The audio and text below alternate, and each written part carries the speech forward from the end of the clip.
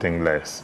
But the fact will be in the details that we will be analyzing. And but what did you? How many promises did you say he made? 26. No, it's actually 25. So the NDC themselves got their numbering wrong. It's 26. 26. If you check it, they omitted 22.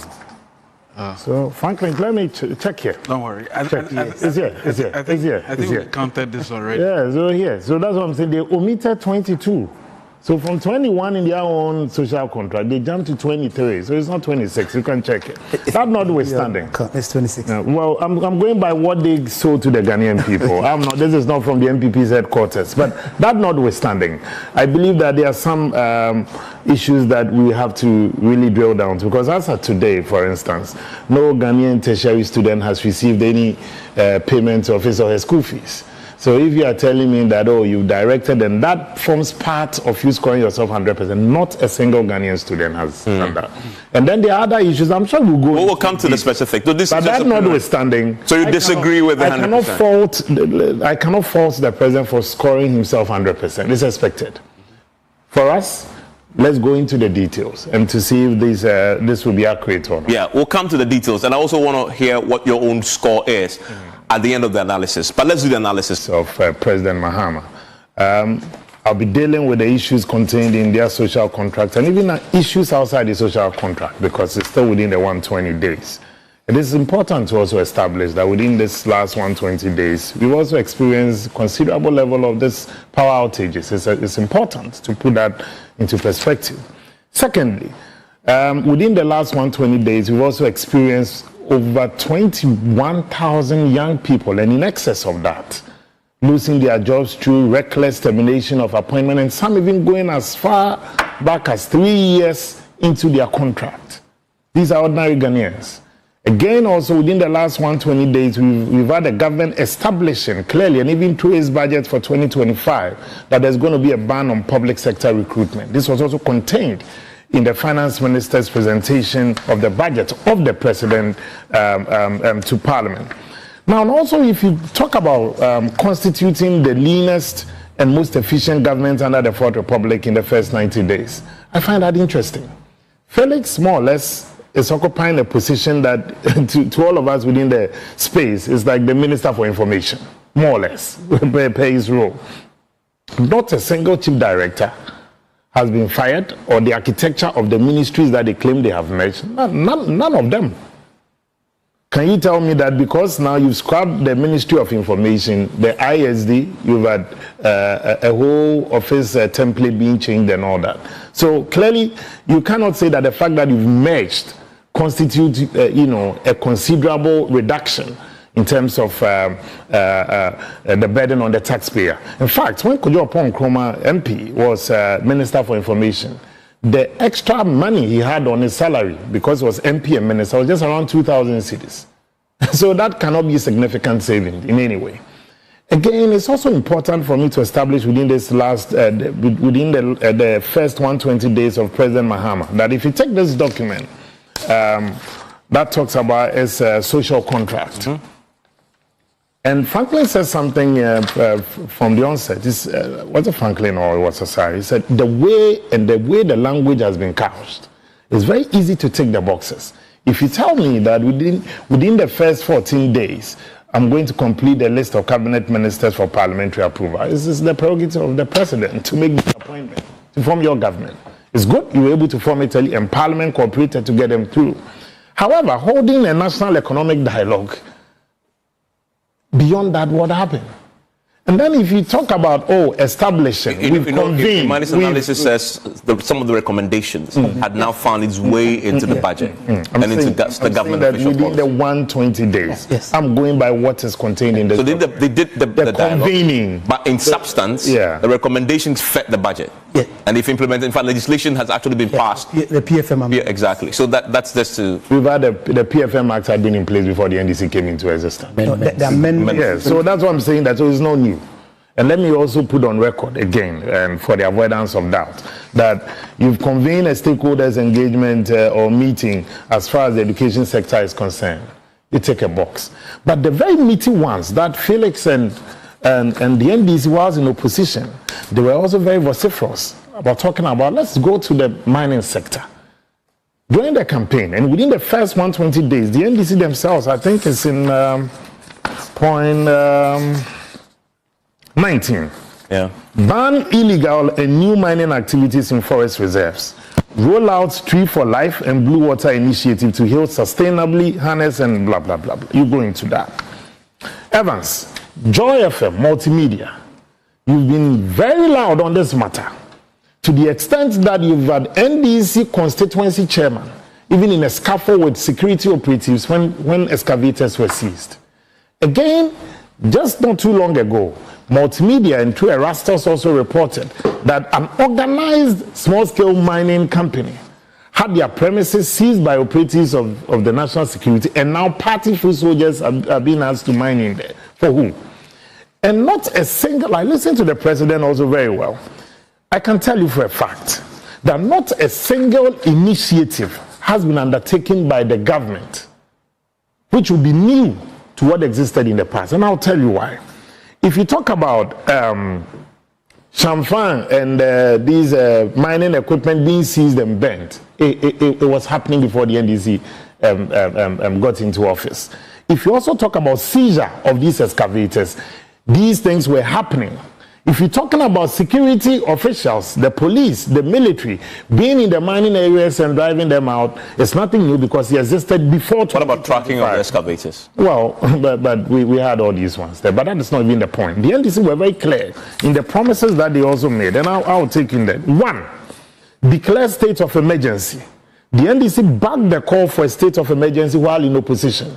And the then candidate, now President Mahama, was very loud and clear on that matter. Number two, ban all forms of small-scale mining for a while. That hasn't been done. So how do you score yourself? All forms. All forms. I'm not the one saying it. It's contained in there. Where? Three. Is it the manifesto? Oh, but these were things that they said. No, it's but not new it's to you. important. It's not new to you. No, they never said that. No, on your own PM Express, you've interviewed people even within that. No, but I want to be specific because there's what they included in the manifesto. Free all arrested galamseyers and give them back their seized excavators. It's important. Are you saying you never heard this? No, but it's not about whether I heard or not. It's about also pointing us to who said it. We need to hold somebody to strict proof. So who actually make the point? President Mahama said, we are going after the wrong people in the Galamsey fight. He said the kingpins are out there and we are instead going after these small-scale miners.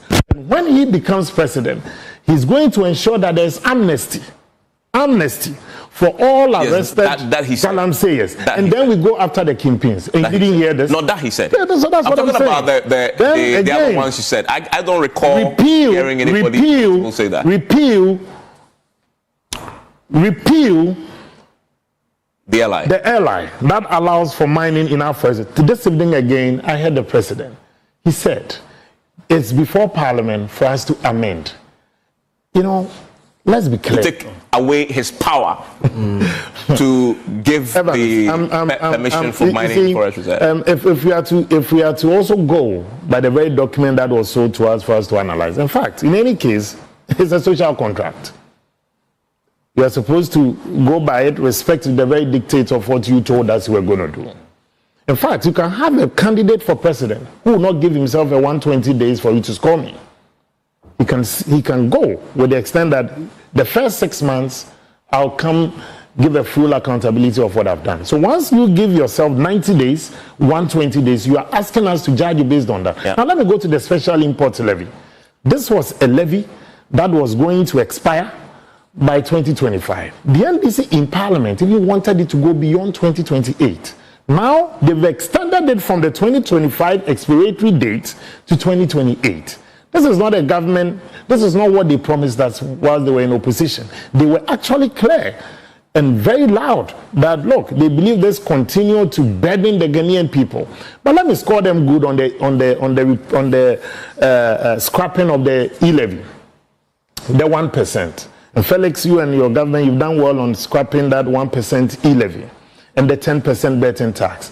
That gives you 11%. Is that not it? They've done a good job. But behind, on our blind side, in the middle of the night, they've imposed 14% tariff increase when it comes to electricity. Again, they are also asking us to also pay additional 4% on water. If I do not stake Lotto, I'm definitely not going to be affected by 10% betting tax. Hope you know that. Again, if I do not engage in electronic transactions, there's no way I'm going to suffer from this 1% e-levy, whether it's in place or not. However, getting access to power and light is no longer a luxury, and every Ghanaian desires to have. So they rob Peter to pay for. It's exactly what that's what I'm saying. I'm scoring them on the 1% e-levy. I'm also scoring them on the 10% betting tax. But if you add it, it's 11%. But they are asking me to pay 14% increment in electricity, 4% for water. That is clear case of robbing Peter to pay Paul. Again. Finally, so I can hear from Felix, and then I'll come to Franklin. I know Franklin wants to also make a comment, but I felt that you would have allowed me on the no. On the COVID-19. At least I'm in minority here. Allow me some. No, there are only two politicians. I'm in minority. Am I not an opposition? You are a mighty minority. So if you check the panel and I'm in majority here, you will know. That's all I'm trying to say. No, this is we are equal actually, because it's one. Let me allow that. Yeah. Again, on the issue of the COVID-19 levy, I really do not understand what the government meant by saying that, oh, there's a whole tax reforms and all that they are looking at. Others were scrapped. So if you are going to take a holistic view of your taxes and how to reform the tax sector, it's a different matter. We've also experienced some interesting development with our currency. And I don't know if I'm going to have a second bite or you want. Yeah, you will. The currency is a big one because I think it fits into the economic achievement level 120 days because it's doing some magic in the last few weeks. Felix, so forgive me. So what's your verdict? What's your score? On the currency as well, you wanted to make. Yeah, but I'll come back. I want to come back. I want to come back to that. So what's your score? Honestly speaking, what will you give? What I have, the document that we have here was technically about 25 promises, but Felix is saying that I think one was omitted. Let me even say, so let me stick to the 25 that I used for the analysis, and I can see that they fulfilled 11. Okay. They also partially fulfilled 2, and they failed to fulfill 12. So if I'm able to do that analysis and comparatively, I think they score about 48%. Okay. So 48 is not. Is it pass? Is it pass or fail? What is it? The economics, frankly. You asked me of a score. It's a minor pass. So that's your Joy FM multimedia decided to give 52. Yes. So that's your 50. 50. You are. I've given you my analysis of 48. Okay. Felix. You know, Evans, we are here to discuss President Mahama's first 120-day commitment. So it is important that we stick to the subject. I mean, for someone who wants to grade another person, he is not even complying with the rubric of the examination. So he, in fact, is going to get 0 if any strict invigilator takes a script. You see, the fact is that President Mahama made specific commitments. So in order to assess him, you look at what he said and weigh it against what he has done. That is the only way you can make meaning of this discussion. All the extraneous matters Sammy raised are matters that you can discuss elsewhere when you come to discuss the overall performance of government. But here, we are talking about the 120-day promise. That is what the president made a speech about. So let me address them. And I would like to address from the standpoint of some of the claims he made in respect of the specific promises.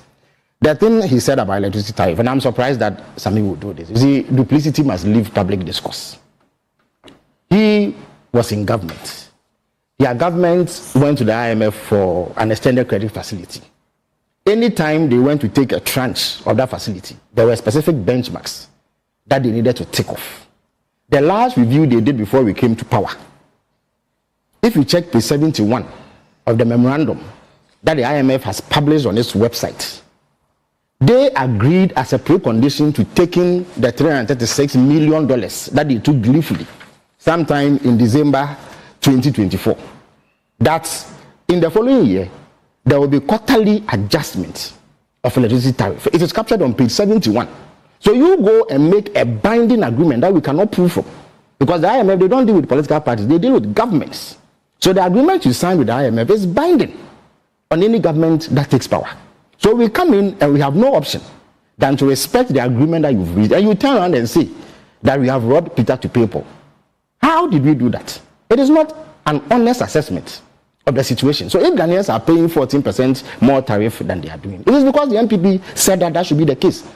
They signed it. There's nothing you can do about it. It is rigid. The moment you flout that, the IMF program goes out of the window. And the moment it goes out of the window, you know exactly what will happen. But I'm keeping them honest. You know, in opposition, John Mahama also said... Felix. Yes. John Mahama also said... Clear, you know that John Mahama also says you would attempt to have another conversation with the IMF on the... Of course, but the conversation... So that is one of the areas that you yourself have said in the conversation that is something you wanted to... The conversation with the take a second IMF look at. does not absolve us of our responsibilities and commitments under the program.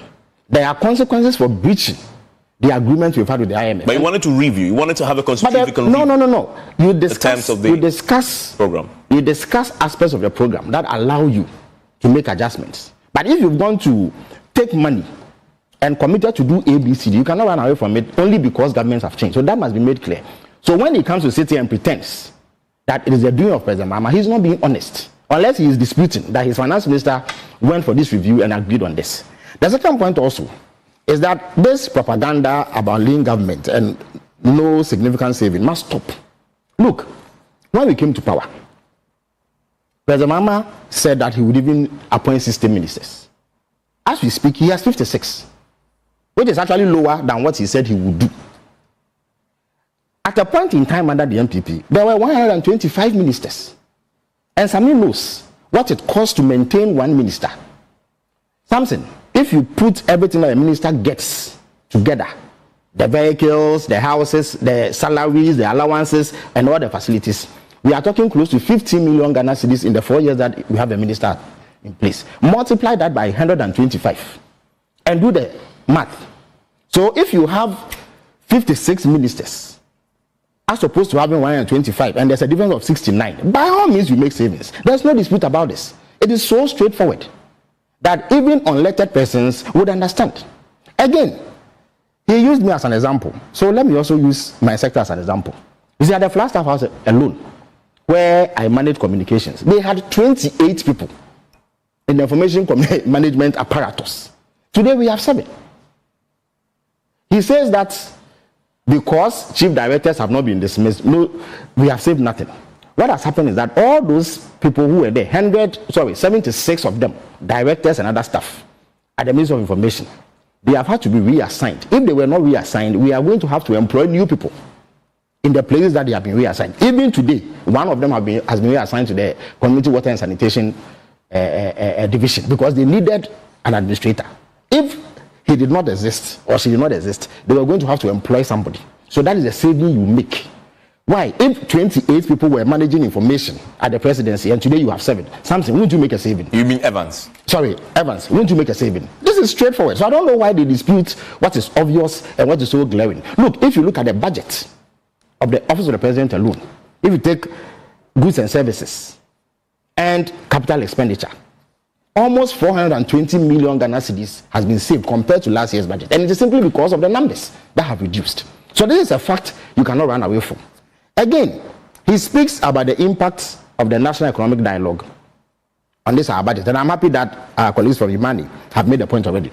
Today, out of the discussions for the National Economic Dialogue, we have set a debt ceiling that by 2024, our debt to GDP ratio cannot exceed 45%. Out of that, today, we have committed to running a surplus of 1.5% every year going forward, so that we stop this perennial habit of falling into deficits that impact our macro-fiscal framework. So these are tangible outcomes that you cannot dispute. Come to education, for instance. The president highlighted that because of the educational consultation forums that have gone on, we have received in excess of 2,000 proposals.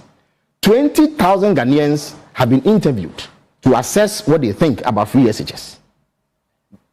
Next month, or I beg your pardon, later this month, the report of the National Education Forum will be made public, and you will see the impact that it will have on education policy going forward. So nobody can sit there and see that that forum, that consultation was not useful. It was very useful. Now let me come to the issue of illegal mining. Again, something. We are discussing the 120-day contract that President Mahama signed with the people of Ghana. So if you want to assess his performance on that, you look at the specific wording. Sammy has a document in front of him which reads, ban illegal and new mining activities in forest reserves. Actually reading his document. Yes, because I'm using it as reference because the facts are here and yet he is saying something different. roll out our Tree for Life and Blue Water initiative to heal and sustainably harness the environment by turning areas and water bodies degraded by illegal mining into economic and ecological recovery hubs. Samson, which of these have we not done? You mean Evans? So I beg your pardon. I don't know why I keep on calling you Samson. Forgive me. Forgive me. Forgive me. Yes. He came with something in mind. There's something called scotoma. Your eyes see what your mind wants. I know. Now, which of these have we not done? He's an MP just like myself. On 20th March, he sat in Parliament and witnessed the laying of LI 2462, which seeks to remove the power that allows the president to grant concessions into forest reserves. Indeed, the Attorney General proposes that there's a more robust way to do this by amending the Minerals and Mining Act, Act 703, to completely prohibit forest reserves as places where you can mine. So there's robust legislative work going on to ensure that this promise that President Mahama has made comes to fruition. Again, Evans, the Tree for Life initiative, on 21st March, I was with the president in in the Ashanti region, to launch it, where we expect to use afforestation or reforestation as a way of safeguarding the environment. The Blue Water initiative, you've seen 2,000 young men and women clad in yellow and black uniforms who have been recruited. Now, people erroneously think that these are people who are going to face off with the armed bandits operating in the forest. No, that's not what they are going to do. They are going to be around the water bodies to help with fact-finding and getting in touch with appropriate authorities to respond to persons who seek to degrade the environment. So all these things have been done. And yet, Sammy is here saying that it has not been done. In fact, you recall that one of the first steps we took when we came into power was that we revoked all mining leases that we believe were granted irregularly.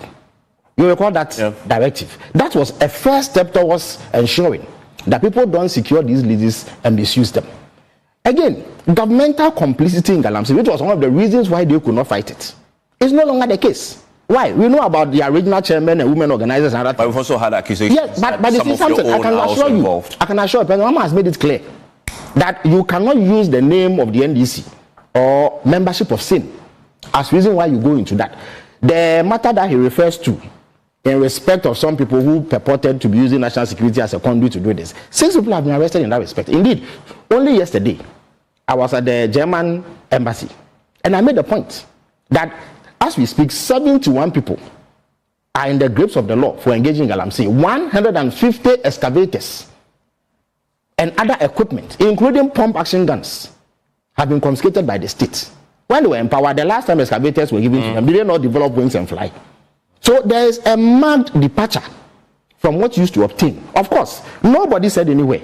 President Mahama never ascribed a timeline for dealing with Galamsey. He never said he will get rid of Galamsey in 4 months, because you all know that it's an insidious problem that has gone on for years. Except that because it's 120 days, of course, you ban illegal. Of course, but that has been done. He has done what he needs to do. Except the issue there is, how do you ban an illegality? The legality is an illegality. No, but the point is that you need legislation to strengthen your ability to deal with. We haven't seen any legislation. But the legislation, the LI is being amended. It's in Parliament. 20th March, it was what? He was there. If I'm not telling you, you should say. And then I've also told you that when Parliament comes back, the Minerals and Mining Act is also going to be amended to expressly ban mining activities. Yeah, the president said that today. In forest reserves. Yeah. So I don't know what else. Franklin, I'll come back to you.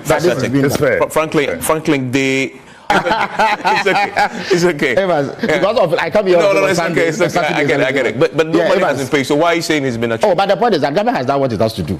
The point is that somehow the academic calendar got tweaked a bit. So normally students will go to school in September. But they went in. That's it. They went in January. At the time, we hadn't even read the budget, so there was no way we could. But the budget has been read. Appropriation. Yes, that is true. Paid to the schools. That is true. But you have to go through a process. First of all, you have to register the students. You have to know how many students are there. And the president gave details.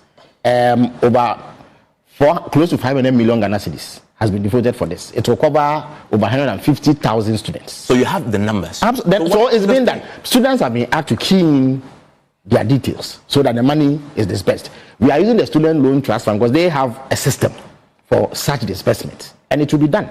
So when is the and then the government has done what it has to do. Because if you haven't disbursed, so once Sammy's we get, point is that you can't no, take but that as complete. Evans, it's okay. Evans, the point is this: that what else should government do beyond what it has done?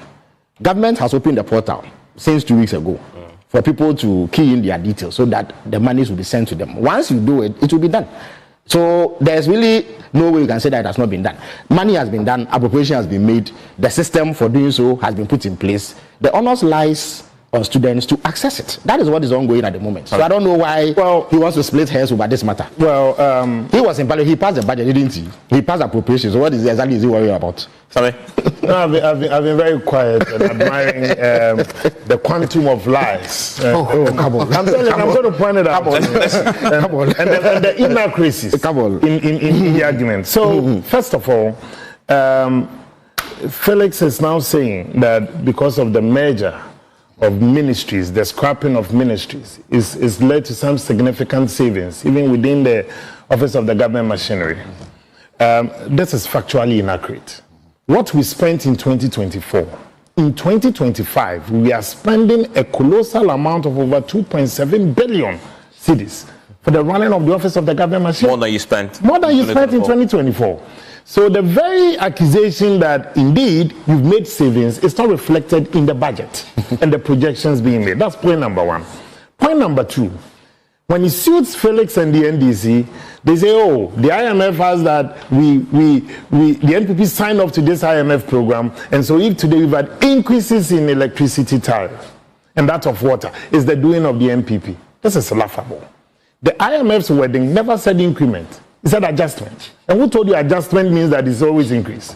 But Sammy, No, Franklin. Hold on. I beg you. Hold on. I waited patiently for him to. Okay, that's fine. You please go on. I think the But it's only fair that when you. No, you will. Yeah, That's okay. Yeah, I think the point can be made really that there's a history to these adjustments.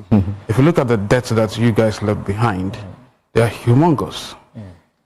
So, Dennis, how much debt do we have in there? Yes.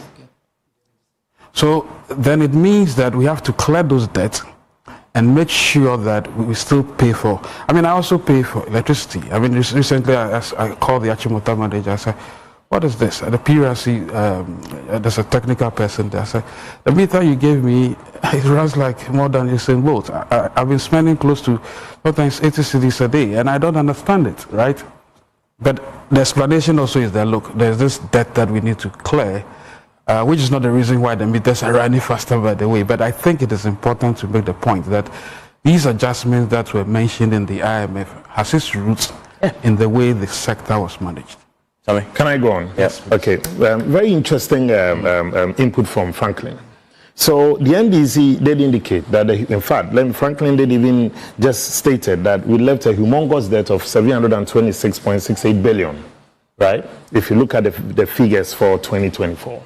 If you check the projections for 2025, NDC is expected to spend beyond this by 56.90 billion per their own budgets that they presented to the House of Parliament.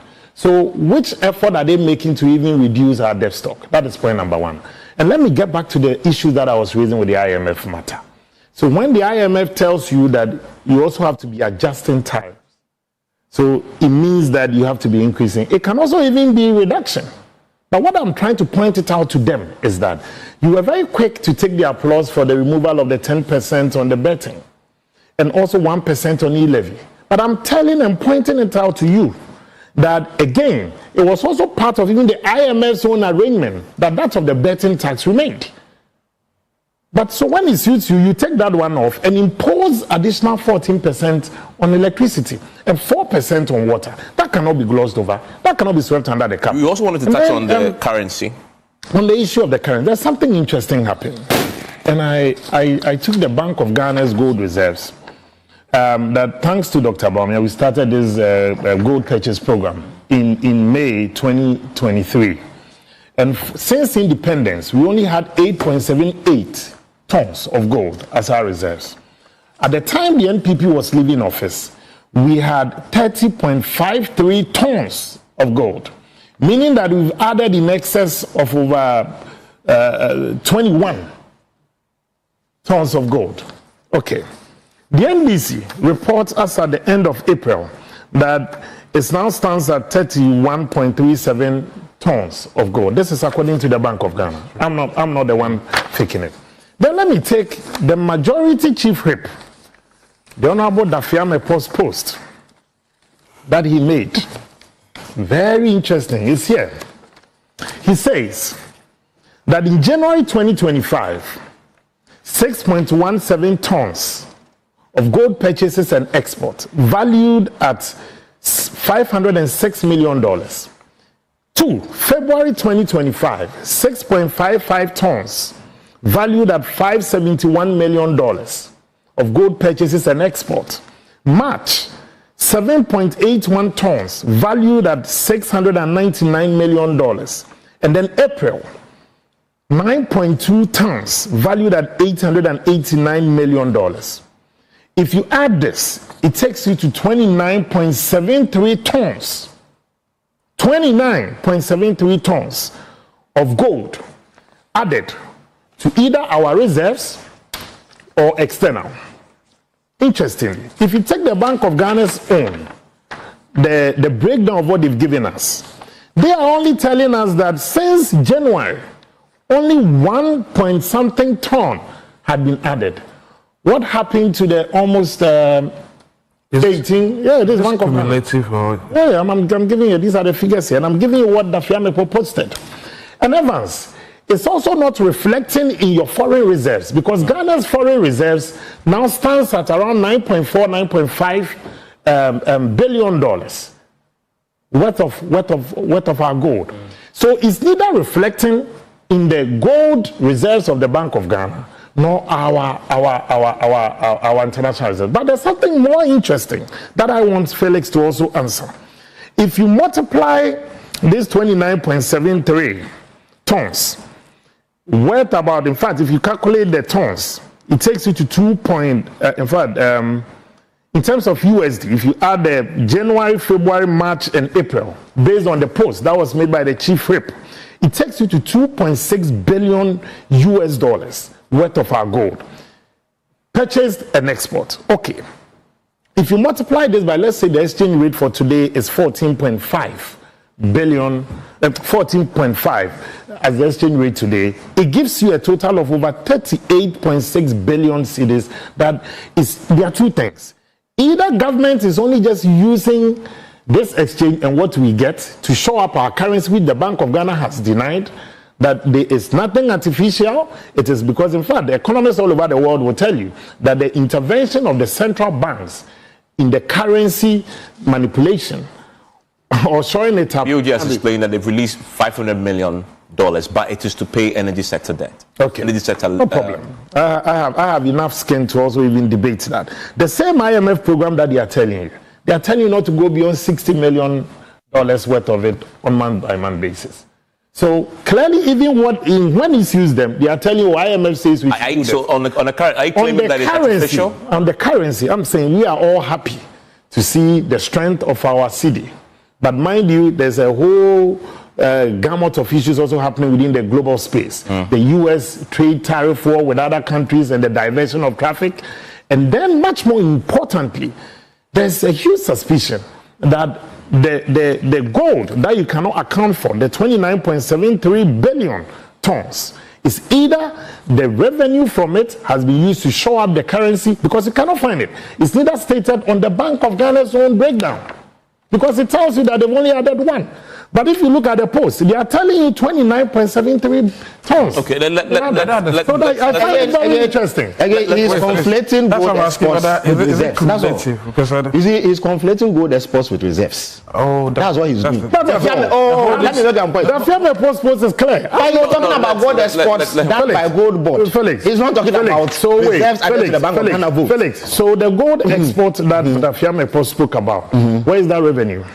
When they export the gold, they get revenue. The Bank of Ghana gives them $1 equivalent. They take the that's how you build your foreign reserve. Okay. They are conflating two different matters. So gold board has it comes into your external reserves or what? Because it's not reflecting in your external reserves. That's what I'm telling you. So no, but that's what I'm telling you. Google it and check it. You see, check the latest figures. Let him address. You are creating the impression that if Gold Board buys gold, they go and give it to the Bank of Ghana to keep it in their votes. So you build their gold reserve. No, they sell it. Yes. Gold Board. So the firm, let me Bank of Ghana. Let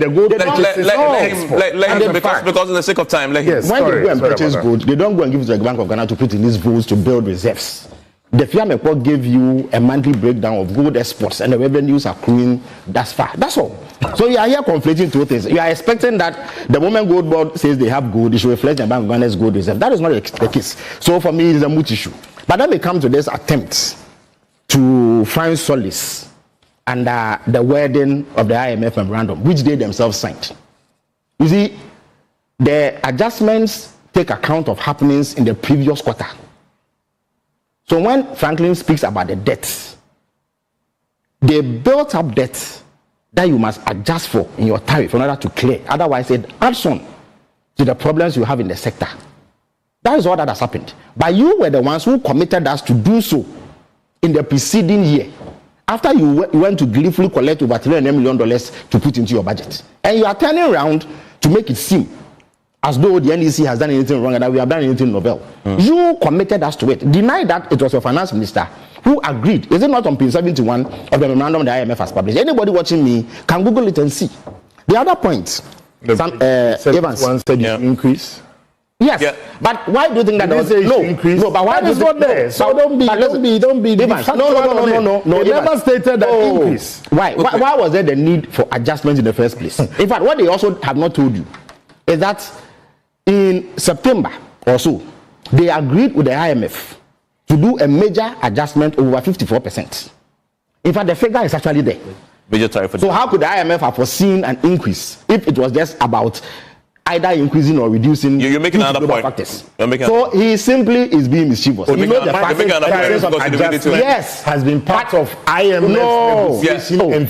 Sammy, I wanted to. So how gives you the percentage? How come you agreed to a September major tariff adjustment? What is it about? Let's you go and muddy the waters up north. Then you come south to will in there for the record. I'm saying that IMF when it comes to adjustment. Factually, yes. The document says adjustment. Exactly. Yes. But he's also giving the context within which you have the adjustment was only means your losses. If they anticipated reductions, they won't even put it in the document. Please address your final point. It is to hold you to the adjustment to cater for the debt. Please address your final point. Now again, this point about the budget of the office of the president, there's a hackneyed issue. We've explained it. But you know, their big lie theory repeats the lie so many times that it sticks. It was defeated by the very person who proposed it, Goebbels. In the end, Goebbels, he shot himself dead when the Russians or the Soviets. Let me make the point. It's a significant thing. So you can't repeat a lie and think that it will stick. First of all, you are an MP. You see, do yourself justice. You show respect to the people you represent by being factual. When you pick the budget, you know right away that but for additions of agencies that hitherto were not part of Office of Government Machinery, you will record that figure. Look, if you take our national security and the three agencies under me, ISD, GBC, and what have you, these four entities, and national security in any event is divided into four. It has the research department, it has National Signals Bureau, it has the NIB, and National Security Secretariat itself. If you add these, they've added close to 12,000 employees to the Office of Government Machinery. So their compensation naturally would go up. This one is a no-brainer. But if you want to see where the savings are being made, you look at discretionary expenditure, which is goods and services and capex. That has reduced by 420 million Ghana cedis. Indeed, as I speak to you, national security has now been moved to the Interior Ministry. So when you look at the budget, you see that it is roughly 300 million Ghana cedis lower than what they paid in 2024. So this mischief is intended only. Final word for all of us. So because we need to wrap up, Sammy. So today, if you make, we have to wrap up. All right. So 120. Sammy Felix. Felix. Yes. Now he's infected me with it.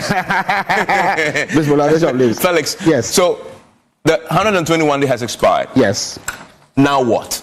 So now, so you believe you take the box? We've taken the box. So from the 121st day, as in tomorrow, what happens? It shows that Mama has the needed credibility to continue to enjoy the support of the people of Ghana, because he said he would do things and he has done them. And these are far-reaching measures. Of course, it is only scratching the surface, we agree, because there's even a broader manifesto which we need to implement. So from the 121st day, we are going to zoom into doing things that ensure that we achieve the objectives that we set for ourselves in the manifesto. The ultimate aim is to ensure that Ghanaians enjoy a situation that is much better than what President Mahama inherited. And to the extent that he has shown from the onset that he means business and that he's going to fulfill the promise he makes, I think that people can continue. Then it's just a big question now. Yeah. What next? What should the government be focusing on after the 121 days? I think the focus should be two main things: high impact areas, structural reforms. Else the goals that they've set either in their manifesto or the reforms they are seeking within the economy will be hard for them to okay, frankly.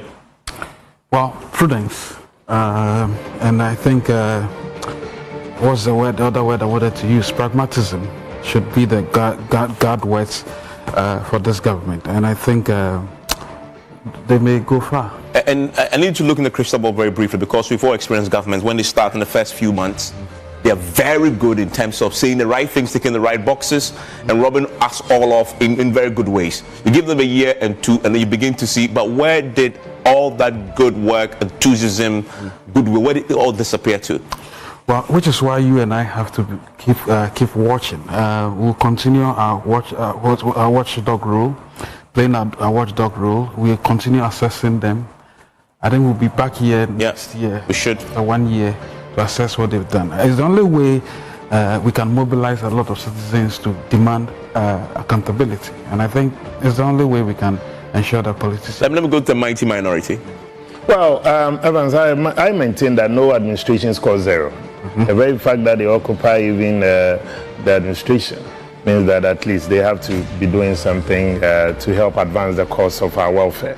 Again, I want to also state, unequivocally, that I do not see much of the lean government. There are some appointments that never existed that has been added. And I can tell you, if you go to Tema PSC shipyard, there was no deputy. There's now a deputy. If you go to MEF, there was no deputy. There's now a deputy. And all these SOEs, make no mistake, they also have a way of affecting our national life and our economic lives as well. And last but not the least, today, when the NDC were contesting to win the elections, they knew that the academic calendar was definitely going to start beginning of the year. So if you're telling me that, oh, you came in and then what could you have done? Felix, we didn't even have a budget. How are we going to pay the fees? So giving me that excuse now doesn't and then you're telling me that government has done what it has to do. Yeah. When? Up to date, I can tell you those students have received any once the data is correct. And then finally, yes, I keep saying, and we maintain that you took out 10% on the betting tax, 1% e-levy, and gave